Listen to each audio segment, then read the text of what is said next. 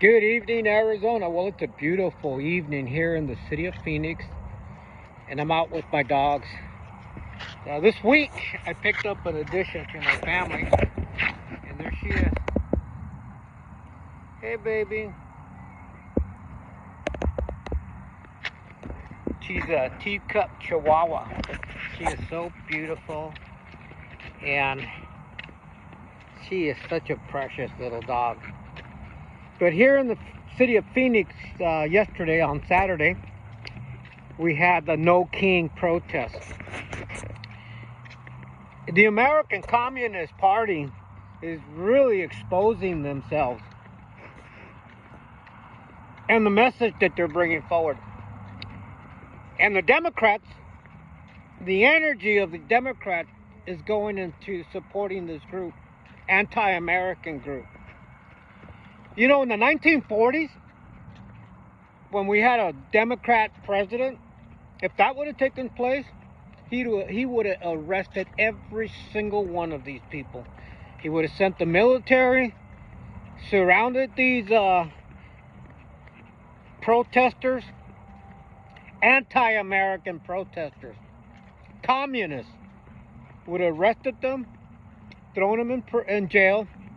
In some cases, they would have been going to prison, concentration camps, because America, this is a threat to our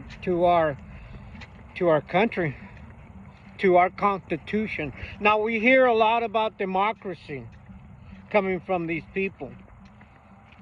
Don't let them fool you. They're not democracy. They're saying that President Trump is a king. Well, let me ask you a question here. When Joe Biden was president, he was allowing millions of people from other countries illegally entering America. Where was the protest then? To me, that was an act of a king. He went against the Constitution, against the laws, and pretty much said, we're going to allow these criminals to enter our country. These people didn't protest. After entering our country, he decided to give them health care, money on a debit card, food stamps. Where was the protest then by these people that called out the No King Day? You know, that was an act of a king to go against the Constitution of the United States. And now these individuals are protesting because Donald Trump is standing up for the rule of law. They're protesting because he's sending illegal criminals that enter our country illegally, committed crimes, and he's sending them back to their country. They're protesting because he's taking away their health care insurance, their food stamps, their shelter, paid by the American citizens. The world is upside down. America is upside down. We have the media that is siding with drug dealers that are poisoning our families, and they're upset because Donald Trump is blowing the boats that are loaded with drugs coming to America out of the water. They're saying it's inhumane. Keep in mind, these people are poisoning American citizens by the hundreds and thousands of people. Where's the outrage there? I have a friend. You know, I don't know how many people are exposed to tragedies.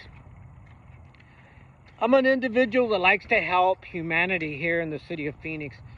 So I expose myself to a lot of homeless individuals, people that don't have food, clothing, shelter, the common necessities that every American citizen should have. I come in contact with these individuals and I try to do the best I can to help them. I'm not rich, but I do have a lot of connections where I can contact people, and between my network that I know, we're able to generate some help for these people. A while back, I met a man by the name of Curtis. Curtis was homeless. While he was living homeless, he was attacked, stabbed on the leg.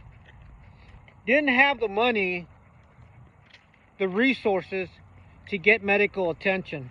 He's an American citizen born in San Antonio, Texas in 1957. And because he didn't go to the doctor, his leg got infected. He got gangrene. And when he had no choice, I mean, he was to the point where he was extremely sick, and they picked the first responders picked him off the street, took him to the hospital, but they couldn't save his leg. They had to amputate his leg from the knee down. He was able to get help because of that. So he went from losing his leg to getting Social Security. Eventually we were able to get him a low income, well, really not a low income, but a cheap apartment that was affordable and in a not too desirable place, but it was out of the streets, which was important. I helped him out, trying to get him work from people that I knew in the community, cutting grass, doing maintenance on yards, and he was doing really good. 2 weeks ago, he was, I don't know the entire details, but 2 weeks ago he OD'd. When they did the toxicology test, they found out that he had fentanyl and meth in his system. So I don't know how he went about getting that poison, but somebody convinced him that it was good for his body. You know, the guy is under a lot of pain. Recently he's been telling me that his body hurts, his leg hurts where it was amputated. So I'm just putting two and two together, and I'm thinking, well, maybe he was trying to get some relief from the pain, and he decided to take this drug in order to receive a little bit of pain relief, and it only ended in tragedy for him. The first responder, the city of Phoenix fire department, came and picked him up, took him to the hospital, and he was in a coma for about 4 days. I thought he was going to pass away. He was in really bad shape. I went to go see him, and I prayed for him. I spoke to him, and I could see tears coming down from his eyes, coming out of his eyes, teardrops. And I told him I loved him. I told him, Curtis, I'm not mad at you, but why in the hell did you put something like that in your mouth? You don't put poison in your mouth. I said, I'm not mad at you. I'm just disappointed. Well, anyway, he was released from the hospital, and he was sent to a rehab. And his conditions hasn't improved. Can't talk. Can't eat by himself. He needs 24/7 medical attention. Can't speak. Can't go to the bathroom on his own. And pretty much he's a vegetable right now. I'm hoping that he's able to recover from that state that he's in right now, but doesn't look good. These are the people that are poisoning the American citizens. These are the people that are bringing death and destruction to the American people. And the media, the politicians, and we have wealthy billionaires that are supporting against the American families. They're supporting these events that only cause more tragedy in our nation. You know, America, it's time to put a stop to this bullshit. It's time that we started taking some serious actions against these individuals. We have individuals that are wearing shirts at 8647. We have individuals in these protesters that are calling out for President Trump to be assassinated, to be murdered. It's time that we started imprisoning these people, sending them, you know, this isn't acceptable. This is not free speech. This is a direct message to the American patriots, the American families, that they're coming after us after they get rid of President Trump. If they're able to get rid of our president, they're going to come after us. They're going to come after our families. And the sad thing about it, we're going to have the police department that's going to be assisting these people. I don't trust the police department anymore. I know there's a lot of good people that work there, but they work there because they need a job. They need an income. And if they have to break the law by following these orders from these politicians, from these civic leaders, they're going to do it, knowing that it's against the law, knowing that they're doing the wrong thing. But I guess their children, piano lessons, karate classes, gymnastics is more important.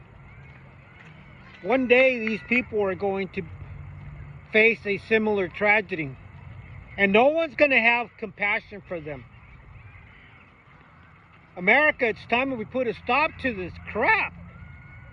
As I'm walking the park, there's a lot of families here, children playing, and my heart just falls for these families that they don't have a tragedy in their life because of the drugs that are coming into our country.